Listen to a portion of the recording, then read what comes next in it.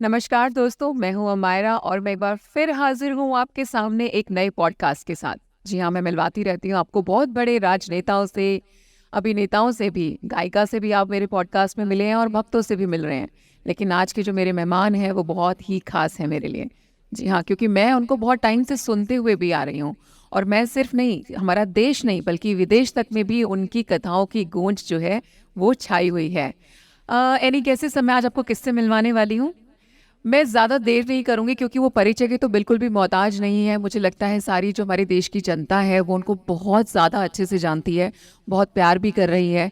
और वो इतनी कम उम्र में भी मैं बोल सकती हूँ क्योंकि और अगर मैं उनके ज्ञान की बात करूँ तो उनके जो ज्ञान का और उनकी उम्र का आपस में अगर आप संबंध देखेंगे तो देखेंगे बहुत कम उम्र में वो बहुत ही ज़्यादा अच्छा कार्य कर रहे हैं। तो मैं बिना देर करे आपको मिलवाना चाहती हूँ परम पूज्य श्री अनिरुद्ध आचार्य महाराज जी से। महाराज जी, आपका बहुत बहुत स्वागत है हमारे आज के पॉडकास्ट में। धन्यवाद। और मैं तो जितना थैंक यू करूंगी आपको उतना कम है कि आपने हमारे लिए अपना कीमती समय में से जो समय निकाल के हमें दिया है। हम बहुत ही ज़्यादा इसके लिए आभारी हैं पहले ही। और जो मेरा जो सवाल सबसे पहले जिससे मैं शुरुआत करूंगी, मुझे लगता है कि उससे काफ़ी लोगों को आपके बारे में जानने की उत्सुकता तो रहती है क्योंकि सब आपको ज्ञान के रूप में, कथावाचक के रूप में तो सुनते आ रहे हैं, लेकिन बहुत कम लोगों को ऐसे पता होगा कि एक नॉर्मल इंसान अनिरुद्ध से अनिरुद्ध आचार्य बनने की जो जर्नी आपकी रही है, ये परिवर्तन कैसे हुआ, कैसे आप अनिरुद्ध से जो है अनिरुद्ध आचार्य जी बन गए, ये इसके बारे में थोड़ा सा हमें बताएं। आई बेस्ट।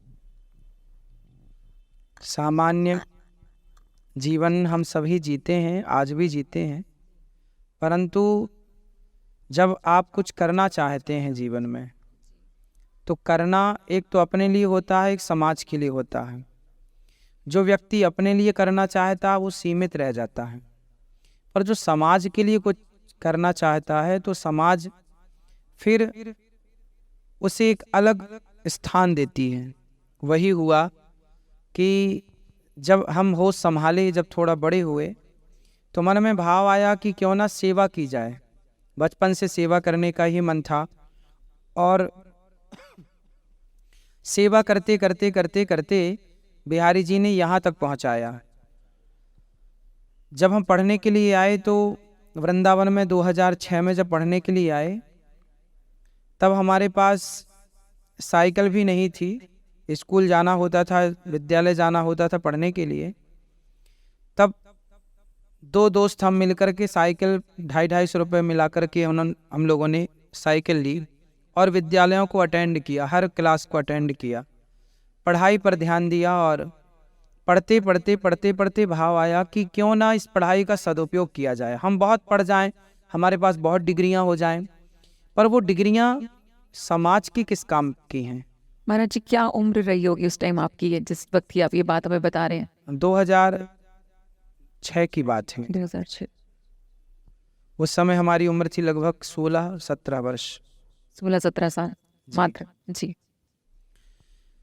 तो उस समय ये भाव आया कि डिग्रियां यदि हमारे पास हैं, शिक्षा हमारे पास है, आपसे भी ये हम सबसे बात कहते हैं कि यदि आपके पास शिक्षा है, आप पढ़े लिखे हैं, आपके पास बहुत सारी डिग्रियां हैं, क्या आपकी डिग्री, क्या आपकी शिक्षा समाज के काम आ रही है या सिर्फ परिवार का पेट भरने में लगी है? यदि हमारी विद्या, हमारी योग्यता, हमारी काबिलियत यदि समाज के काम आई, तब तो हमारा पढ़ना लिखना सार्थक है। तो ये विचार क्लिक किया उस समय कि क्यों ना हम अपनी पढ़ाई से समाज की सेवा करें। पढ़े लिखे तो बहुत हैं, डिग्रियां तो सबके पास है, क्यों ना समाज के काम हम आए। तब माताओं की सेवा करने का भाव, एक माँ हमारे पास आकर बोली कि मेरे बेटे ने मुझे घर से निकाल दिया है और मेरे पास खाने की रोटी नहीं और रहने का छत नहीं। तब हमें लगा कि शायद ये माँ के माध्यम से भगवान हमसे ये कहना चाह रहे हैं कि तुम इन माँओं की सेवा करो। तो उन माँओं की सेवा करते करते आज समाज ने इतना स्नेह दिया, इतना प्यार दिया आपने, कि आज अनिरुद्ध से अनिरुद्धाचार्य बना के बिठा दिया। नहीं महाराज जी, मुझे तो लगता है अभी तो आपकी जर्नी और भी बहुत बहुत बहुत आगे जानी है। शुरुआत भलाई किसी एक इंसान की आने से हुई हो, बट क्या जब वो जो माता जी आपके पास में आई, तो आप बोल सकते हैं कि आपकी जर्नी में वो एक टर्निंग पॉइंट रहा जब आपको लगा कि आपको इनके लिए या समाज के लिए आगे कुछ करना हाँ है? हाँ, वो एक ऐसी स्थिति थी और माँ से मिलने के बाद मुझे ये लगा कि ये इस रूप में भगवान ही आकर ये कह रहे हैं कि अब आपका ये रास्ता है सेवा का, इसको आप पकड़ लो। फिर हमने उसको पकड़ लिया और हर ज़रूरतमंद की सेवाएं स्टार्ट की। फिर कोरोना काल के दौरान बहुत लोगों को भोजन की ज़रूरत थी, तो उसी समय अन्न क्षेत्र स्टार्ट हुआ, गौरी गोपाल अन्न क्षेत्र, जहाँ आज लगभग 30,000 लोग भोजन पर डे करते हैं, नित्य प्रति 30,000 भक्त, वो भी निःशुल्क। तो भोजन करने के लिए कुछ सज्जन आए, बोले बहुत भूख है पर कोई काम नहीं चला कोरोना में, तो सब पैसे खत्म, गैस खत्म, रोटी खत्म, सब कोई व्यवस्था नहीं। तब उन्होंने कहा कि सेवा हमें आपकी ज़रूरत है। तो हमें लगा चलो यदि हम समाज के काम आ जाएं, हम किसी के काम आ जाएं, तो ये हमारे लिए सौभाग्य की बात है। और हमें इस बात से प्रसन्न होना चाहिए कि भगवान ने हमें इस कार्य के लिए चुना है, क्योंकि आप कुछ देने के योग्य हैं, ये भी तो ईश्वर की कृपा है। आपके सामने कोई आकर आपसे कुछ मांग रहा है, तो ये भी आप पर भगवान की विशेष कृपा है कि आप उसके काम आ पा रहे हैं। हम किसी के काम आ पाए, हम किसी के काम आ सकें, ये भी ईश्वर की कृपा है। इसमें हमारी और आपकी कोई उपलब्धि नहीं है, भगवत कृपा है ये। बहुत ही शुद्ध और नेक विचार महाराज जी। एक चीज़ और, जैसे मैंने पहले ही जब आपको संबोधित किया तब मैंने बताया कि बहुत कम उम्र में जो है आप ये जो ज्ञान है ये सबके साथ में बांट रहे हैं, और लोगों को एक थॉट प्रोसेस हो जाता है कि जो ये भगवान का नाम लेना है, जनरली हम देखते हैं कि जैसे जैसे वो बुढ़ापे की तरफ बढ़ना शुरू करते हैं वैसे वैसे तो उनको ध्यान आता है कि हाँ मुझे भगवान को जो है नाम ले लेना चाहिए या टाइम देना चाहिए। लेकिन नॉर्मल लाइफ में जो हमारा रूटीन में, बच्चे कॉर्पोरेट में काम कर रहे हैं, उनको इस बात की फुर्सत भी नहीं मिल पाती कि हाँ मैं भगवान का नाम लूँ कि नहीं लूँ। तो उनकी जो ये भागती दौड़ती सी लाइफ है, उसमें आप उनके लिए क्या मैसेज देना चाहेंगे कि वो ऐसा क्या करें जिससे किसी भी तरीके से कोई भी ऐसा कार्य जिससे वो भगवान से जुड़ सके, उनको ऐसा क्या कुछ करना चाहिए? आज के लोगों को, आज के यूथ को सबसे पहले तो एक काम करना चाहिए। देखिए सिंपल भाषा है कि यदि आप किसी से एक गिलास पानी लेते हैं तो आप उसको थैंक यू बोलते हैं, उसका धन्यवाद देते हैं। क्यों? क्योंकि हमने कुछ लिया है। हम बिजली जलाते हैं, बिजली यूज करते हैं अपने अपने घरों में, तो उसका बिल हर माह हम देते हैं, पे करते हैं। उसी तरह ईश्वर को भगवान के तौर पर नहीं, इस दृष्टि से देखो कि भगवान ने हमें कितना कुछ दिया है, तो एक धन्यवाद के तौर पर उन्हें याद करें। हम सूर्य भगवान से प्रकाश लेते हैं, तो एक लोटा जल चढ़ाना उनका थैंक यू ही तो है। हम ऑक्सीजन के लिए मारामारी हुई कोरोना में, आप सबने देखा, एक एक सिलेंडर 50-50 हज़ार में बिका। तो क्या जिस परमात्मा ने जन्म से लेकर आज तक हमें इतनी ऑक्सीजन दी, क्या हम उसको एक थैंक यू भी नहीं बोल सकते? तो ईश्वर को भगवान इत्यादि बाद में हम जान लेंगे कि वो क्या तत्व है। पहले ये जाने कि क्या हमें इनका थैंक यू करना चाहिए, क्या हमें इनका धन्यवाद देना चाहिए, और देना चाहिए तो जरूर दीजिए। क्योंकि भगवान ने, एक सिंपल सी बात है कि ये सृष्टि यदि चल रही है, साइंस कहता है कि यदि वस्तु है तो वस्तु को बनाने वाला कोई है। साइंस कहता है कि ये माइक है तो इसे बनाने वाला कोई है। बिल्कुल। तो प्रश्न सीधा सा है कि जब वस्तु को बनाने वाला कोई है तो हमें और आपको बनाने वाला भी तो कोई होगा, और जो है उसी का नाम भगवान है। तो जिसने आपको बनाया, श्वासें दी, उसे एक धन्यवाद तो दीजिए। बिल्कुल, मतलब ग्रैटिट्यूड अगर हम अपनी लाइफस्टाइल में ले आए और हर चीज़ के लिए कहीं ना कहीं भगवान को एक धन्यवाद करें, तो वही बहुत है उनके लिए आज की चीज़ें। तो उसी से उनकी कहीं ना कहीं जीवन में काफ़ी सारे परिवर्तन देख सकते हैं। तो आई होप आपको ये मैसेज बहुत क्लियर समझ में आया होगा कि आपके रूटीन में, आपकी लाइफ में अगर आपको लग रहा है कि समय नहीं है, आप नहीं बैठ पाते पूजा पाठ करने के लिए, तो अगर आप चलते फिरते भी हर चीज़ के लिए भगवान को थैंक यू बोलना शुरू कर दोगे तो भी आपकी लाइफ में बहुत बड़े चेंजेस आ सकते हैं, है ना महाराज जी? बिल्कुल। ओके महाराज जी, एक चीज़ और मैं आपसे जानना चाहूँगी कि देखिए कथावाचक होने के साथ साथ आप गृहस्थ से भी बिलोंग करते हैं, तो वहाँ पर क्या आप भी नॉर्मल लोगों की तरह एक नॉर्मल लाइफ जीते हैं? बच्चों के साथ बाहर मूवी देखने जाना, वाइफ के साथ में भी अलग से टाइम स्पेंड करना, क्या ऐसा कर पाते हैं आप? नहीं, मंदिर जाते हैं जी, मूवी देखने नहीं जाते, मूवी देखने नहीं जाते। क्योंकि आज की मूवियों में सिवाय अश्लीलता के क्या है? जी, तो अश्लीलता देखने क्या जाएं? ये तो अश्लील लोग ही देखें अश्लीलता।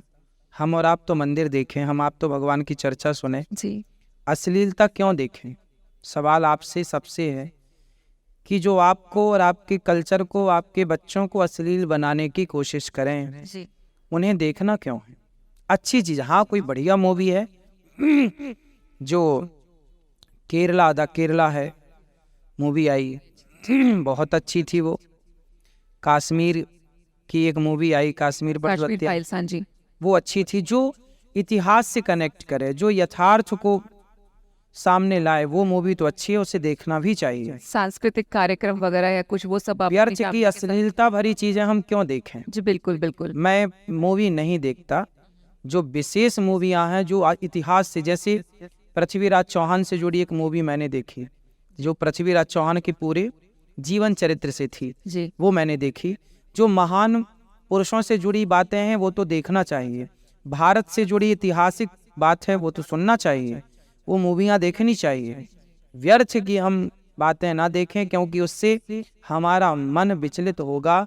हम आने वाली पीढ़ी को बिगाड़ने वाले हैं इन पिक्चरों के द्वारा, मूवियों के द्वारा। इसलिए समय मिल जाए तो एकांत में भगवत चिंतन कर लो, पत्नी से बात कर लो, पत्नी और पति आप ही, आजकल आपको, आप दोनों को बात करने का टाइम कहाँ मिलता है? हाँ, तो 3 घंटे यदि आप मूवी देखो, उससे अच्छा आप बात करें अच्छे से, बिल्कुल वो ज़्यादा अच्छा रहेगा। संगीत में रुचि आपकी कोई, किस तरीके का संगीत आपको पसंद है? संगीत मतलब किस तरीके, कोई गाने स्पेसिफिकली पुराने? लता जी को सुनते हैं, लता जी की आवाज़ बहुत अच्छी है। रफ़ी जी को सुनते हैं, जो पुराने मन्ना डे जी हैं इत्यादि, जो पुराने हमारे सॉन्ग हैं, जो आध्यात्मिक से भरे हुए हैं, जो जिनके शब्द बहुत अच्छे हैं, पुराने जो, फुल होना चाहिए, कुछ मतलब निकले गाने का, सिर्फ जिसका कोई अर्थ हो। सिर्फ टिक चिक नहीं है। हाँ हाँ हाँ, और बहुत अच्छी चीज़ें हैं। हमारे रफ़ी जी बहुत अच्छा गाए, बहुत अच्छा। अब उन्होंने गाया, रफ़ी जी ने गाया कि सुख के सब साथी, दुख में न कोई, मेरे राम मेरे राम। कितना सुंदर गाया, कितना मतलब सार भर दिया शास्त्रों का। ये जो लाइन जिसने लिखी होगी, इस गीत को जिसने भी लिखा होगा, गजब। क्या उस जमाने में क्या लेखक थे, क्या गाते थे। आज तो बस मुन्नी बदनाम हुई और शीला की जवानी है। इसलिए हम पुरानी चीज़ों को सुने और पुरानी चीज़ों को ही सारयुक्त मानना चाहिए। तो पुरानी चीज़ें जो बढ़िया हैं, भजन जुड़े हुए।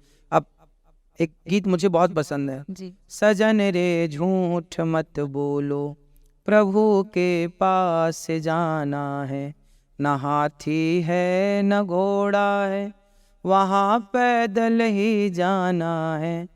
कितनी बढ़िया बात, कितना इस, क्या शब्द है इनके लिए, धन्यवाद के लिए भी शब्द नहीं है।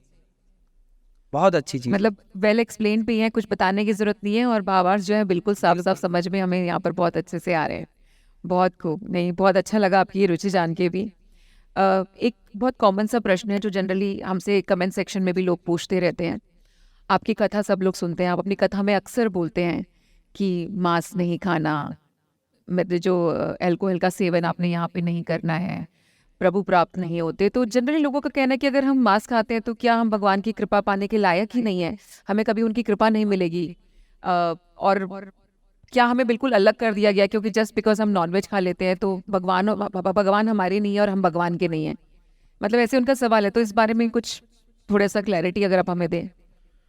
उनसे पूछिएगा कि यदि हम आपके बच्चे को सताएं और फिर हम आपसे उम्मीद करें कि आप हमसे प्यार कीजिए, आप हमें आशीर्वाद दीजिए, तो यदि आप किसी के बच्चे को सताएं, उसकी जान ले लें और फिर आप ये उम्मीद रखें कि आप हमसे प्यार नहीं करते और आप हमसे प्यार कीजिए, आप हमें आशीर्वाद दीजिए, तो क्या ये पॉसिबल है? उसी तरह ये सृष्टि भगवान की है, हर जीव भगवान की संतान है, चाहे कुत्ता हो, बिल्ली हो, चींटी हो, बकरा हो, बकरी हो, पक्षी हो, पशु हो, मछली हो, मुर्गी हो, सब भगवान की संतान है, क्योंकि हमने या तो मुर्गी बनाई नहीं।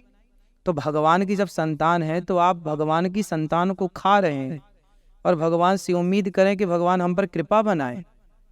तो ये दोनों संभव नहीं हो सकता। आप मुंह भी फुला लें और ठहाका भी लगा लें, ये दोनों काम एक साथ नहीं होगा। या तो मुंह फुलाइए या तो ठहाका लगाइए। तो अगर सही बात है, अगर आपको किसी का प्यार चाहिए तो प्यार दिखाना भी पड़ता है। और महाराज जी की बात मुझे बहुत अच्छे से समझ में आ गई है कि अगर मैं उनके बच्चों को ही परेशान करके या उनको तकलीफ दूंगी तो उनका प्यार मुझे जो है यहाँ पर नहीं मिल पाएगा। अगर मुझे उनका प्यार चाहिए तो मुझे भी उनकी बनाई हुई पूरी सृष्टि का कहीं ना कहीं सम्मान करना है, उसे प्यार से रखना है, तो फिर भगवान मुझे भी प्यार से रखेंगे, है ना महाराज जी।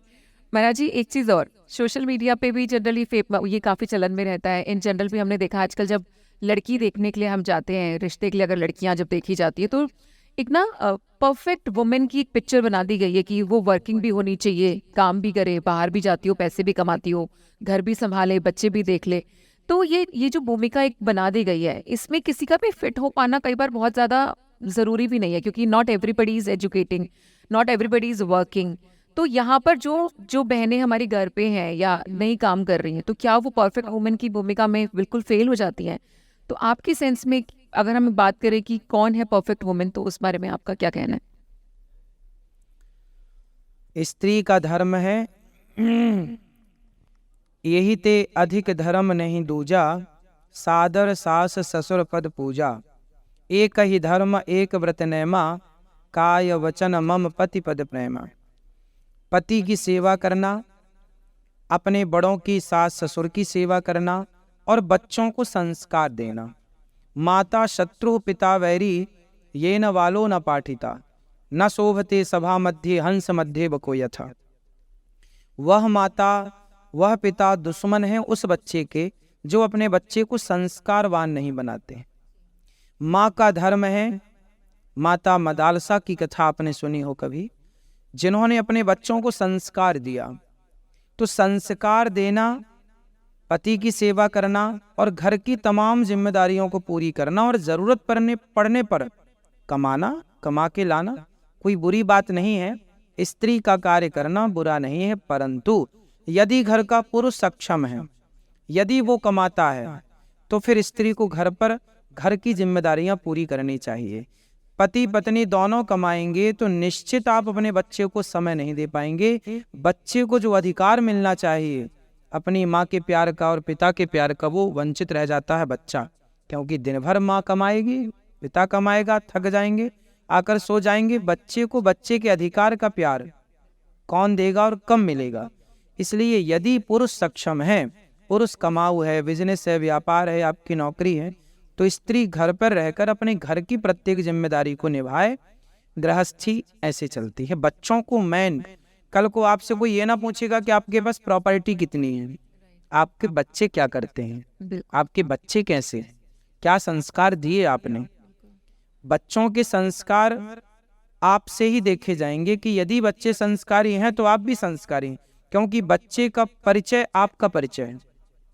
बिल्कुल, मुझे लगता है वही पेरेंट्स की लेगेसी तो बच्चे ही लेकर के जा रहे हैं, और जितना समय हम उन्हें देंगे, जितने अच्छे संस्कार देंगे, वही आगे दिखेंगे भी। और हमारे बच्चों के संस्कारों के रूप में ही मुझे लगता है हमें याद रखा जाता है कि हाँ, इनके माँ बाप कितने अच्छे रहे होंगे कि बच्चों में इतने अच्छे संस्कार हैं। तो जितना हो सके कोशिश कीजिए अपने बच्चों को जितना ज़्यादा समय हम सब दे पाएँ, हमें देना चाहिए, जैसा महाराज जी ने भी कहा। महाराज जी आज का जो हमारा यूथ है, वो वैसे तो किसी की खैर सुन के राजी नहीं है, तो मैं सिर्फ इतना चाहती हूँ हमारा पॉडकास्ट सुन ले और हमारे को ज़रूर बताएं कि आपको हमारा पॉडकास्ट भी कैसा लगा। और आपकी तरफ से मैं सवाल महाराज जी से पूछने जा रही हूँ। महाराज जी, बच्चों का ना बड़ा सवाल होता है आजकल, 2 मिनट नहीं लगती है मुझे, मैंने अपने सामने बहुत सारे बच्चों के ना बॉयफ्रेंड गर्लफ्रेंड्स बदलते देख लिए। हर महीने एक नए इंसान के साथ होता है आई लव यू। तो ये आई लव यू इतनी सरलता के साथ ये किसी को भी बहुत आसानी से बोल देते हैं। आखिर ये आई लव यू तो क्या है? मेरे लिए तो वही क्वेश्चन मार्क मुझे लगता है। प्रेम क्या है? मतलब मुझे लगता है प्रेम के मामले में भी किसी को ज्ञान है भी कि नहीं, क्योंकि अगर ये प्रेम है तो ये इतनी जल्दी कैसे बदल रहा है? तो प्रेम आखिर में है क्या, और उसको हम कैसे अपनी लाइफ के अंदर इन रियल एक्सपीरियंस भी कर सकते हैं? आजकल जो लड़का लड़की स्कूल कॉलेजों में आप देख रहे हैं, जो यंग आज के बच्चे कर रहे हैं, ये एक्चुअली प्रेम नहीं है, ये वासना है। इस वासना को ढकने के लिए उन्होंने प्रेम का एक पर्दा डाल रखा है जो समाज को भ्रमित कर सके। प्रेम की परिभाषा यदि आप जानना चाहेंगे तो जो ये लड़का लड़की आजकल करते हैं, इनसे पूछो आई लव यू जो खेलते हैं, ये जो पूछो कि प्रेम क्या है, तो ये बता ना पाएंगे कि प्रेम की परिभाषा क्या है। प्रेम जो होता है, उस प्रेम की परिभाषा केवल इतनी है, तत्सुखी सुखित्वम, ये होगी प्रेम की परिभाषा। इसका अर्थ समझेंगे तो ये है कि हम जिससे प्रेम करते हैं, अब मैं एक छोटा सा सवाल आपसे कर लूं तो उस सवाल के उत्तर में प्रेम की परिभाषा आ जाएगी। एक पति है और एक पत्नी है। पति बोला पत्नी से कि जैसा जैसा मैं कहता हूं तुम वैसा वैसा करो। पत्नी बोली ठीक है, जैसा आप कहते हैं मैं वैसा करती हूँ, जैसे आप चलेंगे, जहाँ चलेंगे वहाँ मैं चलती हूँ। अब पति कहता है कि जैसा मैं कहता हूँ वैसे चलो। पत्नी बोली ठीक है। अब आप बताइए इन दोनों में प्रेमी कौन है? हर चीज के लिए ओके। हाँ, जो व्यक्ति ये कहे कि तुम मेरे हिसाब से चलो, वो स्वार्थ है, क्योंकि वो आपको अपने हिसाब से चलाना। और प्रेम ये है कि उसके हिसाब से चलना, बिना कुछ कहे, बिना पूछे उस जैसे माँ चल पड़ेगी तो बच्चा अपने आप चल पड़ेगा। जी वो ये नहीं पूछेगा माँ कहाँ जा रही हूँ। जी। माँ चलती जाए और जाकर के आग में कूद जाए, स्वाभाविक बच्चा भी जाके कूद जाएगा। यदि नीचे कुएं में आग जल रही और माँ कूद गई तो निश्चित बच्चा कूद जाएगा। जी महाराज। क्यों? क्योंकि ये प्रेम है। और स्वार्थ क्या है कि जैसे हम चला रहे तुम वैसे चलो। हमने तुम्हें बुलाया ना पार्क में कि तुम 10 बजे आना, तुम नहीं आई, मतलब वो अपने हिसाब से आपको चला रहा था। आप लेट हो गए तो वो आपको डांट रहा है, आपको कुछ कह रहा है या कह रही है। जी बिल्कुल, लड़ाई हो जाएगी उससे। हाँ, क्योंकि मैंने तुम्हें अपने हिसाब से चलाना चाहा तो मेरे हिसाब से चली नहीं। तो जो आई लव यू था ना, वो अपने हिसाब से चलाने का नाम था, स्वार्थ था वो। जी प्रेम तो ऐसा था कि गोपियां, भगवान जब गोपियों को छोड़ कर गए तो गोपियां रोती रहीं। तो किसी ने कहा कि वृंदावन से मथुरा बहुत दूर तो नहीं है, कृष्ण तुम मथुरा में ही है, जाके मिल लो। गोपियां बोली नहीं, हम उनसे प्रेम करती हैं, यदि वो हमारे बिना खुश हैं तो हम उनसे मिलकर उन्हें दुखी नहीं करना चाहते। ये प्रेम है, त्याग का नाम प्रेम है। कुछ लेने का नाम स्वार्थ है, अपने आप को समर्पित कर देने का नाम प्रेम है। जो प्रेम आजकल की दुनिया में हमें फिलहाल देखने को तो बिल्कुल नहीं मिल रहा है। वो सब आजकल प्रेम जो है, आजकल प्रेम नहीं है, केवल वासना है। गिव एंड टेक रिलेशनशिप कि आप लिव इन आप देख रहे हैं जी। ये लिव इन क्या है? ये हमारे यहाँ कुत्ता बिल्ली का कल्चर है। प्रेम शारीरिक संबंध नहीं है। शारीरिक संबंध तो एक वासना है, उससे प्रेम कहाँ सिद्ध होगा? प्रेम तो एक, इसलिए हमारे यहाँ प्रेम भगवान से करने का कहा जाता है। मीरा ने प्रेम किया, मेरे तो गिरधर गोपाल, तो ईश्वर प्रेम के योग्य है। सुदामा ने प्रेम किया श्याम सुंदर से, तो प्रेम के योग्य भगवान है। ना हम प्रेम के योग्य हैं, ना आप प्रेम के योग्य हैं। इसलिए प्रेम जगत से नहीं, जगत तो मिथ्या है। जगन्नाथ से करना चाहिए, भगवान से करना चाहिए और अपने काम से करना चाहिए। अपना काम करो मन लगाकर। पत्नी से खूब प्रेम करो, कोई बुराई नहीं है। पति से खूब प्रेम करो, कोई बुराई नहीं है। बच्चों को खूब संस्कार दो। पति पत्नी आप रहो साथ में, पर शादी के पहले और शादी के बाद भी आप अपनी पत्नी और अपने पति के होते किसी पर पुरुष पर नारी से संबंध रखें, या शादी के पहले किसी स्त्री पुरुष से आप संबंध रखें, बिल्कुल अनलीगल है, गलत है। वो निश्चित ही गलत है। उसका शास्त्र बहिष्कार करते हैं कि ये हमारे यहाँ सामान्य भाषा में कहा जाए, ये वैश्या है, स्त्री हो या पुरुष हो। ये वैश्याओं के काम है जो पर पुरुष पर नारी के चक्कर में है। यहाँ पे एक सिमिलर सा क्वेश्चन है, क्योंकि अभी हमने नॉर्मल बात किया कि लिव इन रिलेशनशिप के बारे में, और लिव इन रिलेशनशिप को हमारे यहाँ पे एज पर लॉ तो लीगल भी कहीं ना कहीं करार दे दिया गया और लोग रह रहे हैं। लेकिन साथ ही एकदम अगर आप देखें कि पिछले कुछ टाइमिंग में केसेस बहुत ज़्यादा बढ़ गए कि लड़के का लड़के की तरफ आकर्षण, लड़की का लड़की की तरफ आकर्षण, और उनका भी साथ में रहना ये जो अलाउड कर दिया गया है। तो ये कहाँ तक सही है? क्योंकि मुझे, जैसा कि आपने अभी तक जितना भी हमें बताया उसके हिसाब से भी मुझे नहीं लगता कि शास्त्रों में इस चीज़ की भी परमिशन है। लेकिन अगर इनसे बात करो तो बहुत बोलते हैं अरे तुम पीछे इतिहास उठा करके देखो, ये सब तो कब से चला आ रहा है। तो क्या ये सच में सही है? क्योंकि अगर हम आगे देखते जाए तो इस तरीके से तो मुझे खुद को डाउट होने लग गया है कि इन रियल लड़के लड़कियों की आपस में शादियां नहीं होंगी। लड़का लड़के के साथ ही दिख रहा होगा, लड़कियां लड़कियों के साथ दिख रही होंगी। तो इन रियल हम कहाँ जा रहे हैं, ये समाज किधर जा रहा है, वो बड़ा मुश्किल आज की डेट में कुछ कह पाना। तो आप इसको किस दृष्टि से देखते हैं और आपकी समझ में ये? अज्ञानतापूर्ण है जी। ईश्वर की व्यवस्थाओं को व्यवस्थित ही रहने दिया जाए तो अच्छा है। ये सब मूर्खतापूर्ण बात है। जो भी जजमेंट था इसमें, तो मूर्खतापूर्ण बात है, पूरी मूर्खता है, इसमें कोई समझदारी एक रत्ती नहीं है किसी की। अब इस मूर्खता पर क्या चर्चा करें। कहीं ना कहीं इसको बोला जाता है, जैसे जो हमने पहले पढ़ा भी है कि इस तरीके के जीवन को जानवर जिया करते हैं, इंसानों को नहीं दिया गया था ये। नहीं, जानवर कहाँ जीते हैं ऐसे जीवन। तो ये वाला तो सच बात है, आप जानवर के भी भाई नहीं बोल जानवर कहाँ जीता है, सकते। जी जी। जानवर भी ऐसे नहीं जीते, उनमें भी तो हम कहीं ना कहीं मादा जानवर होती से है। भी बदतर एक तरीके से हो चुके हैं आज की डेट में। तो ये बहुत ही गंभीर एक तरीके से विषय, और ये सोचने लायक क्वेश्चन भी आप हमने लोगों के लिए बचपन में भी। कहानियां भी सुनी थी, जी एक तोता था एक तोती थी। बिल्कुल। ये नहीं सुना कि एक तोता था एक तोता था। हाँ, ऐसे ही सुना है कि एक तोता था और एक तोती थी, बिल्कुल। है ना। तो एक शेर था एक शेरनी थी। समय के हिसाब से महाराज जी नई कहानी लिखने का वक्त आ गया। एक दो तोते थे मतलब यहाँ पे परिवर्तन एक्चुअल में बहुत बड़ा है और देखने लायक है, सोचने लायक है। मतलब मुझे लगता है कि बहुत छोटी सी चीज़ होगी शायद आपके लिए, लेकिन सच में सोचने लायक है कि हम किधर जा रहे हैं आज की डेट में। जब बच्चा घर में नॉर्मल बात होती है, पेरेंट्स पहले लड़ते होते थे कि मैं अपने बेटे की या अपने बेटी की लव मैरिज करूंगा या नहीं होने दूंगा टाइप में। आज की डेट में इस बात पे लड़ाई होती है, अरे भाई लड़की से शादी कर ले, बड़ा होकर लड़के से शादी कर ले। तो आने वाले समय के लिए बहुत गंभीर विषय बन सकता है ये। तो इस पे हमें सबको एक मुझे लगता है ध्यान देने की जरूरत है, और ये नहीं है हमारा कल्चर। अगर हम अपनी संस्कृति की थोड़ी सी भी रिस्पेक्ट करते हैं तो हमें उसी हिसाब से यहाँ पे चलना चाहिए। बिल्कुल। महाराज जी थोड़ा सा पर्सनल है, बट आप इतने हैंडसम दिखते हैं। मतलब मैं तो यहाँ पे पूछ सकती हूँ, वो बिल्कुल सोप वाला डायलॉग होता है ना कि आपकी त्वचा से तो बिल्कुल आपकी उम्र का भी नहीं पता चलता। तो आपको कभी किसी ने आगे से आकर के प्रपोज किया हो, किसी ने आपको बोला हो कि आई लव यू? हालांकि मैं बहुत अच्छे से बिल्कुल परिचित हूँ कि आप बिल्कुल गृहस्थ में हैं, शादीशुदा हैं, बट लोगों का तो मुझे लगता है जब एक ऑरा हो जाता है इंसान का, तो वो किसी को भी अपने वशीभूत तो कर ही लेते हैं। तो कभी कोई आगे से आके किसी ने आपको बोला हो कि महाराज जी मुझे आपसे बहुत प्रेम है या मेरे को आपके साथ ही रहना है? नहीं, ऐसे तो बहुत लोग होते हैं जो कथा को लाइक करते हैं और कथाएं सुनते हैं। तो आई लव यू के भी बहुत अर्थ है ना भाई। कोई बहन बन के अपने भाई के लिए आई लव यू कहे कि भाई मैं तुमसे बहुत प्यार करती हूँ। एक माँ अपने बेटे को कहे कि बेटा मैं तुमसे बहुत प्यार करती हूँ। इस भाव से आई लव यू बोलने वाले तो बहुत मिले, लेकिन उनका मेरी ओर से तो भाव यही था कि ये मेरी माँ है या मेरी बहन है या मेरी बेटी है। अब उनका क्या भाव था वो मुझे नहीं पता। मेरा तो अपना ये भाव होता है कि यदि मुझे किसी ने आई लव यू बोला तो मेरा तो अपना ये मानना है कि भाई मेरे से तो बहुत माएँ प्यार करती हैं, बहुत बहनें प्यार करती हैं, जी और बहुत बेटियां मुझे अपना प्यार देती हैं, आशीर्वाद देती हैं।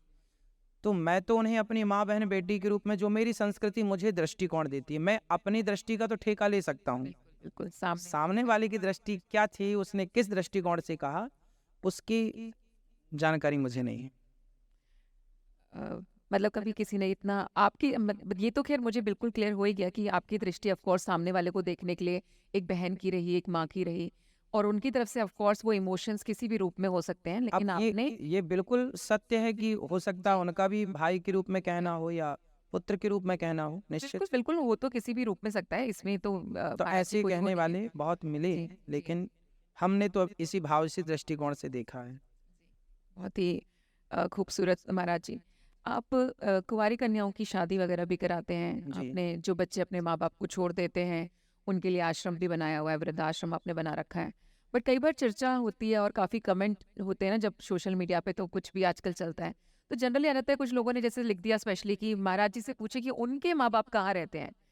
तो इस बारे में कुछ बताना चाहेंगे आप हमें? हाँ हाँ, साथ में रहते हैं, उनकी सेवा जी हम माँ बाप के साथ रहते हैं। हमारा सौभाग्य है कि हम उनके चरणों में ही रहते हैं और उनकी सेवा का लाभ लेते हैं। जी बिल्कुल, माँ बाप के आशीर्वाद के बिना कुछ भी पॉसिबल नहीं है। तो पहले तो आप सबको, हम सबको लेना चाहिए। जी तो हमारी माँ तो हमें नित्य आशीर्वाद देती हैं, पिताजी आशीर्वाद देते हैं, और उन्हीं के आशीर्वाद से ही सब कार्य होता है। जी।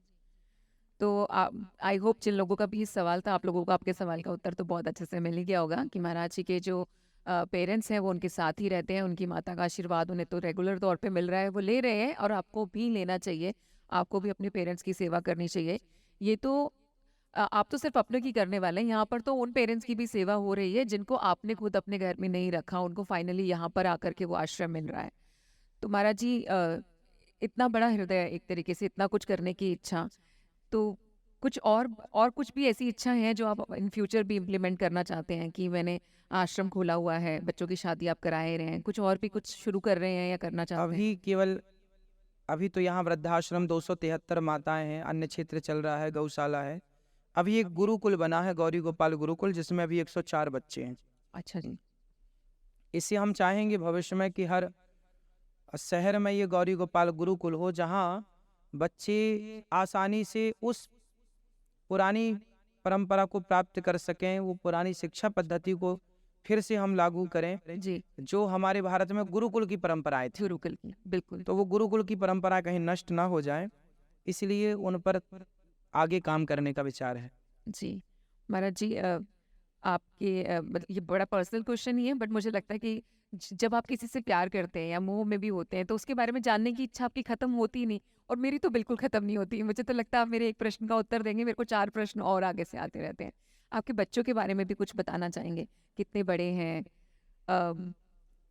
एक 5 वर्ष के हैं और एक 10 वर्ष के हैं, अच्छा, दोनों पुत्र हैं आपको? दोनों पुत्र। अरे वाह, बहुत ही खूबसूरत।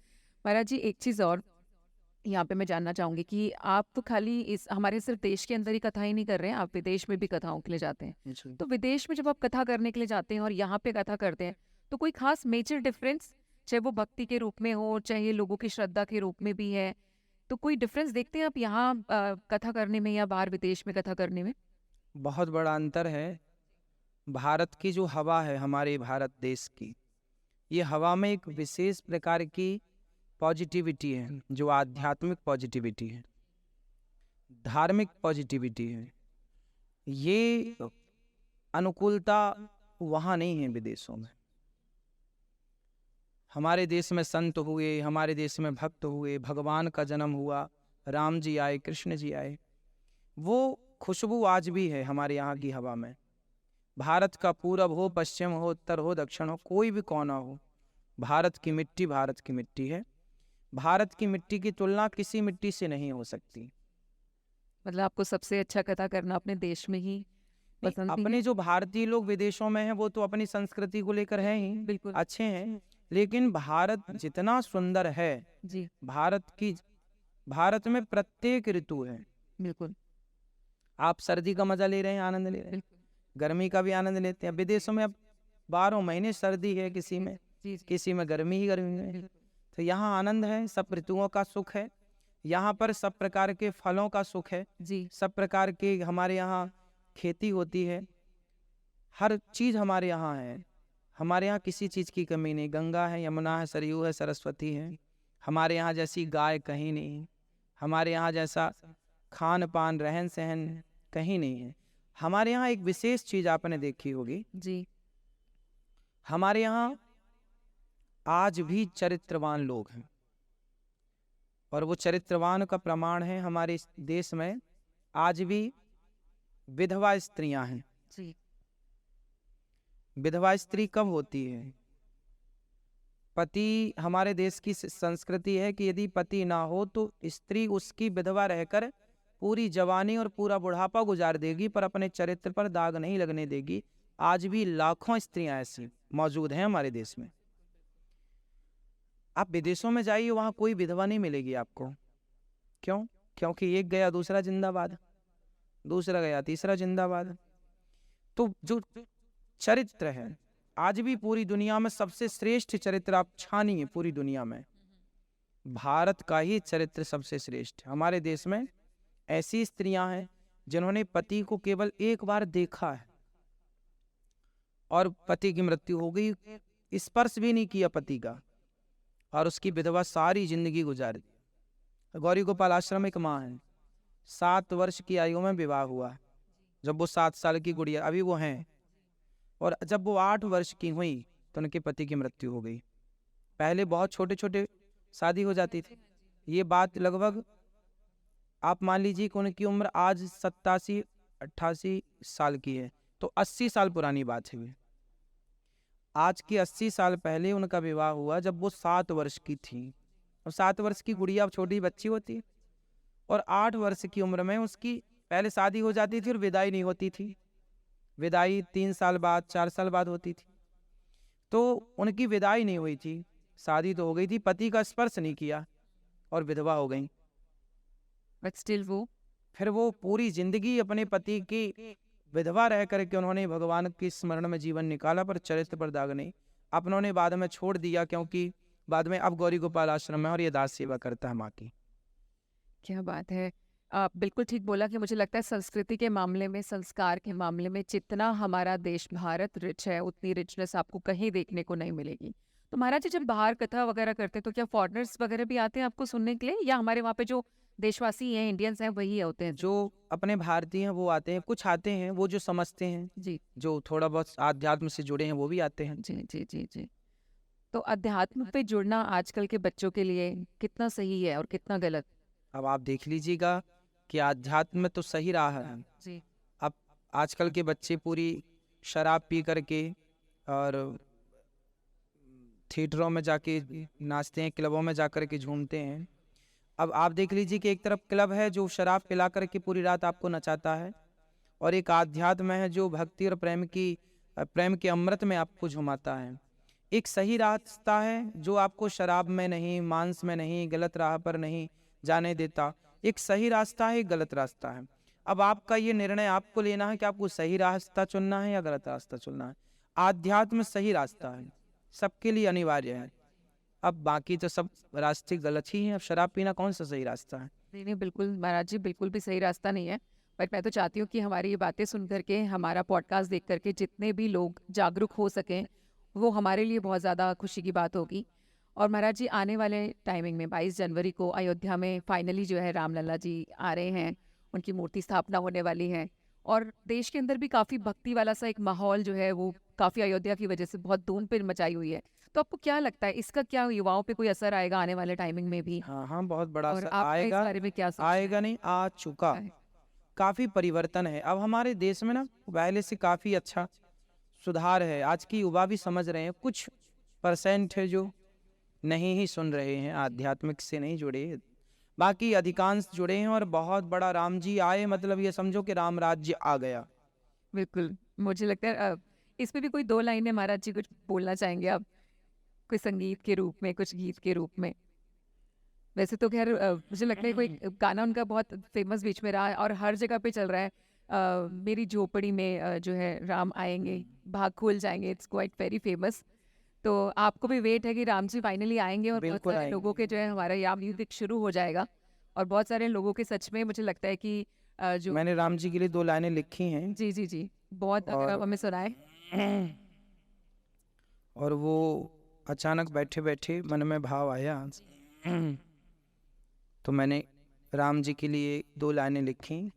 महाराज जी, चरण शरण में ले लो राम, चरण शरण में ले लो राम। तुम हो एक अगोचर भगवन, तुम हो एक अगोचर भगवन, तुम करुणा के सागर भगवन। मैं हूँ पापी कामी राम, चरण शरण में ले लो राम। गीध जटायु चल ना पाए, जब रावण ने पंख काट दिए तो जटायु जी चल नहीं पाए, गिर गए। तो लोगों ने कहा कि अब तो पंख नहीं, अब तुम कैसे जाओगे राम जी के पास? तो उसमें ये दास ने लाइन लिखी कि गीध जटायु चल नहीं पाए, चल करके खुद राम जी आए। मैं भी जटायु सा हूँ राम, चरण शरण में ले लो राम। मैं भी जटायु सा हूँ, मैं भी आपके पास नहीं आ सकता, तो हे नाथ आप ही आ जाइए। ये भाव है इसका। तो इस तरह से ये भजन है, बहुत जल्दी ये आपको सबको सुनने को मिलेगा। बहुत ही खूबसूरत भजन है और महाराज जी आपकी आवाज़ में तो और भी ज़्यादा मधुरता है। मुझे लगता है उसकी और ज़्यादा खूबसूरती को ये बढ़ा रही है। महाराज जी इतना कुछ करते हैं आप, मतलब गाना भी देखिए आपने, लाइनें भी लिखी, गाना भी गा रहे हैं, सेवा भी कर रहे हैं, माताओं की सेवा कर रहे हैं, कुंवारी कन्याओं की शादी करा रहे हैं, कथाएं कर रहे हैं। मुझे लगता है आपका शेड्यूल तो इतना बिजी रहता होगा कि उसमें सांस नहीं, मुझे तो मतलब इस शेड्यूल में सांस लेने की फुर्सत नहीं मिल रही। अगर आपने नोटिस करा हो, ये लाइन बोलते बोलते आप लाइक हाँ करते हैं, मतलब इतना बिजी है। तो ऐसे में मतलब अपनी पर्सनल लाइफ को मैनेज करना और फिर सारे काम को भी मैनेज करना, ये कैसे कर पाते हैं? अभी चमत्कार होगा, मुझे लगता है राज अगर आप हमारे साथ शेयर करें, बड़े सारे लोगों को बहुत सारी मतलब मदद मिल जाएगी। कैसे मैनेज करते हैं अपनी पर्सनल लाइफ को और फिर इतना सारा धर्म पुण्य का काम? ये सब चीज़ें तब होती हैं जब आप इस भाव से करें कि हम जो कर रहे हैं हर रूप में भगवान हैं। पहला तो मेरा ये मानना है कि जो प्रत्येक रूप की सेवा हम से हो रही है वो भगवान की सेवा हो रही है, ना जाने किस रूप में नारायण मिल जाए, पहला। दूसरी बात, मैं सबसे एक बात कहता हूँ जो आपके मतलब की है, और वो बात ये है कि अपने काम से खूब प्यार करो, अपने काम को खूब प्यार करो। जो आप कार्य करते हैं ना उसे खूब जान लगाइए उसमें। तो ये दास अनिरुद्ध जो है सुबह से लेकर के सुबह 8 बजे से सेवाएं स्टार्ट होती हैं और अभी तक सेवाएं चल ही रही हैं। आपके साथ बैठना ये भी एक सेवा है। बिल्कुल बिल्कुल महाराज जी, बिल्कुल सेवा है। और मैं भी यहाँ बैठ करके अपने काम से प्यार करने की पूरी कोशिश कर रही हूँ, पूरी शिद्दत के साथ में यहाँ। हर व्यक्ति, अब हमारे भारत का प्रत्येक व्यक्ति जो काम आप करते हैं, आप इंजीनियर हैं, डॉक्टर हैं, जज हैं, कुछ भी हैं, जिस काम में आप घुसे हैं बस उस काम से इतना प्यार कीजिए कि आप उसकी गहराइयों तक पहुंच जाएं, जहां तक कोई ना पहुंचा हो बिल्कुल। वहां तक आप पहुंचे, तब तो आप सफल हैं। और ये तब होता है जब आप अपने काम से प्यार करते हैं। अब देखिए ये कैमरा है, ये कैमरा तो कैमरा मशीन है एक प्रकार की, लेकिन इसे ऑपरेट करने वाले लोग मार्केट में, कोई 2,000 रुपये भी लेता है उसी काम का, कोई उसी को ऑपरेट करने का 5,000 भी लेता है, महाराज जी दो कोई उसी को महाराज जी। ऑपरेट करने वाला लाख भी लेता है, कोई 10 लाख भी लेता है। जी मशीन वही है। मतलब जिसने उस काम से अधिक प्यार कर लिया वो घुस गया उसमें, तो उसकी कीमत बढ़ गई। अब लोग समझते नहीं है, काम करते तो हैं लेकिन उनको लगता क्या है हमको तो आता है। नहीं नहीं, हमें डीप पे जाना पड़ता है, गहराई तक पहुंचना पड़ता है, तब तब मोती निकल के आते हैं। बिल्कुल बिल्कुल। तो और कंसिस्टेंट रहना भी, मुझे लगता है जिस भी काम में अपने काम से प्यार तो कर रहे हैं, बस लगे भी रहिए। कहीं ना कहीं लोग बस एक बार हुआ थोड़ा सा किया फिर छोड़ देते हैं कि हाँ इसमें मजा आया तो किसी दूसरे में, दूसरे से भी प्यार कर रहे हैं हम। लेकिन कंसिस्टेंट रहना भी कहीं ना कहीं मुझे लगता है अगर सक्सेस चाहिए तो थोड़ा जरूरी है। लिखा है ना, एक साधे सब सद है। पहले एक, यदि आपने एक काम किया, एक काम में यदि आपने 1 वर्ष लगाया या 2 वर्ष लगाए, तो फिर उसकी गहराई में उतर के उसे पा लीजिए। क्योंकि अब दूसरा काम करेंगे तो आपका 1 साल तो खराब होगा, तो जो एक नए काम को सीखने में 1 साल लगेगा वो 1 साल आप इसी को दीजिए, तो ये निखर के आएगा। ठीक है, तो सक्सेस का मूल मंत्र आप लोगों को मिल चुका है। अपने काम से प्यार कीजिए और कंसिस्टेंट रहिए, लगे रहिए, उसको समय दीजिए कि उसमें आपको सक्सेस जो है ज़रूर देखने को मिलेगी। महाराज जी एक और चीज़ आपसे जुड़ी, क्योंकि मुझे लगता है you are the right person to ask. Generally बोला गया है कि जैसे अगर हमारे को धर्म के मार्ग पे चलना है या भगवान से प्यार करना है तो सन्यासी बनना पड़ेगा। तो ये सन्यासी ही क्यों बनना पड़ेगा? कि सन्यास लेना सच में बहुत जरूरी है अगर आप भगवान से प्रेम करना ना ना, चाहते हो, किसने खास कहा करके कि धर्म में? सन्यासी बनना पड़ेगा? कितने सारे लोग बोलते हैं परिवर्तन करते हैं आज की डेट में। अगर हम बात करें, मैं स्पेसिफिकली नाम तो कहीं यहाँ पे इंस्टीट्यूशन का नहीं लेना चाहूंगी, बट जनरली बोला जाता है कि वो उनकी जो शिक्षा है वो यही बोलती है कि अब आप ये सब छोड़िए, इस सब में कुछ नहीं है, सन्यास लीजिए और प्रभु में ध्यान लगाइए। ना, यदि ये बात कोई कहता है तो वो गलत ये बात है। सही बात ये है, गीता में भगवान कहते हैं जी प्रभु। कर्मण्यवादी, गीता मूल प्रमाण, कर्मण्यवादी कारस्ते माँ फलेषु कदाचन। तू कर्म करता हुआ मुझ में ध्यान रख।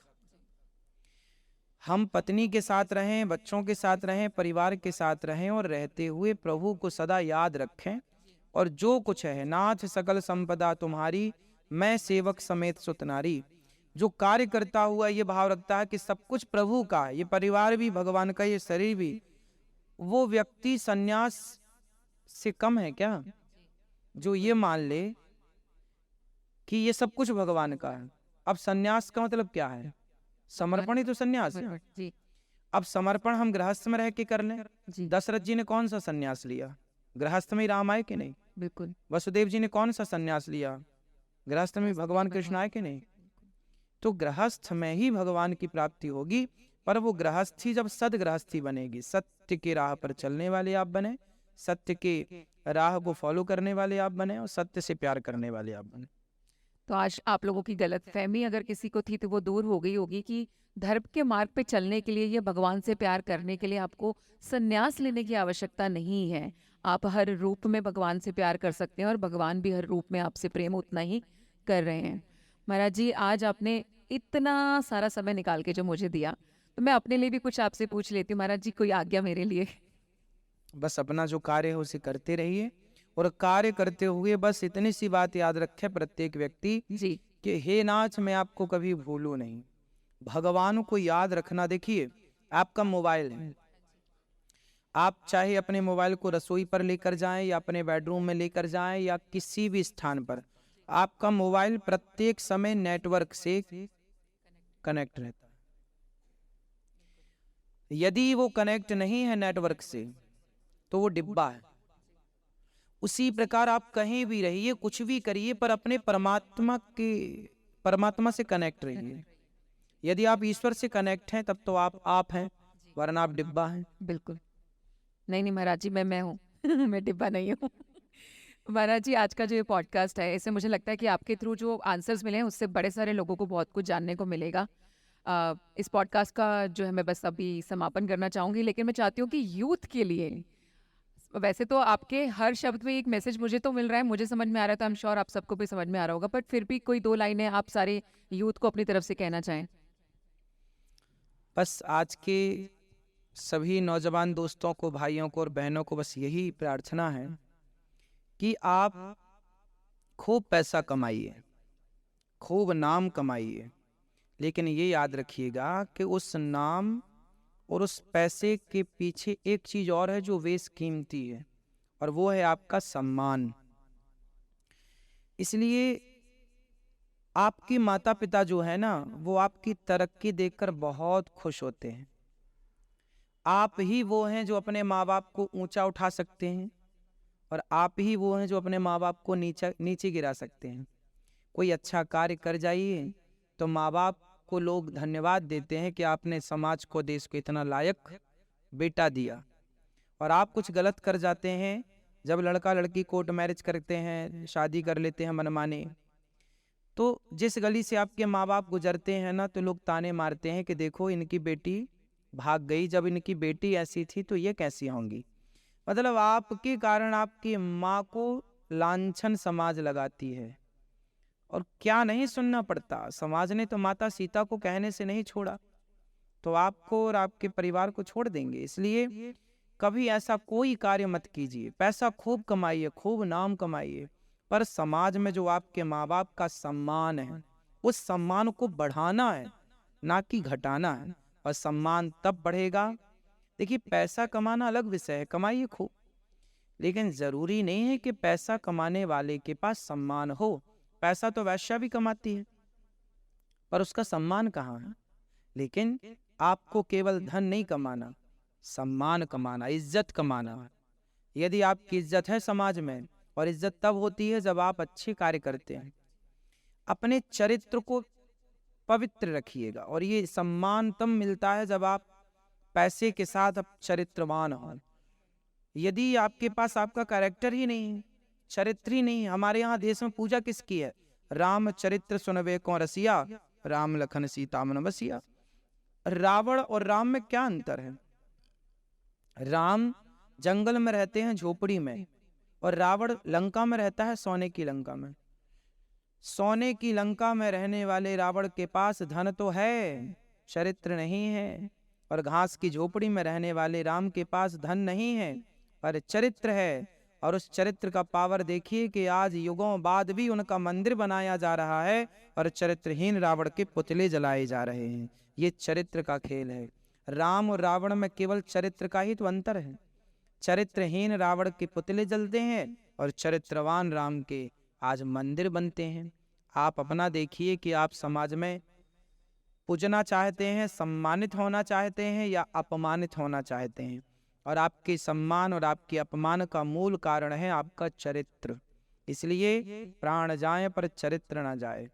झांसी की रानी को जब मुगलों ने, झांसी की रानी को जब अंग्रेजों ने घेरा और घोड़े को गोली लगी, तो झांसी की रानी जंगल में एक संत की कुटिया जो घास की बनी थी, संत से कहा कि आप बाहर निकल जाइए, ये घास की कुटिया मुझे दीजिए।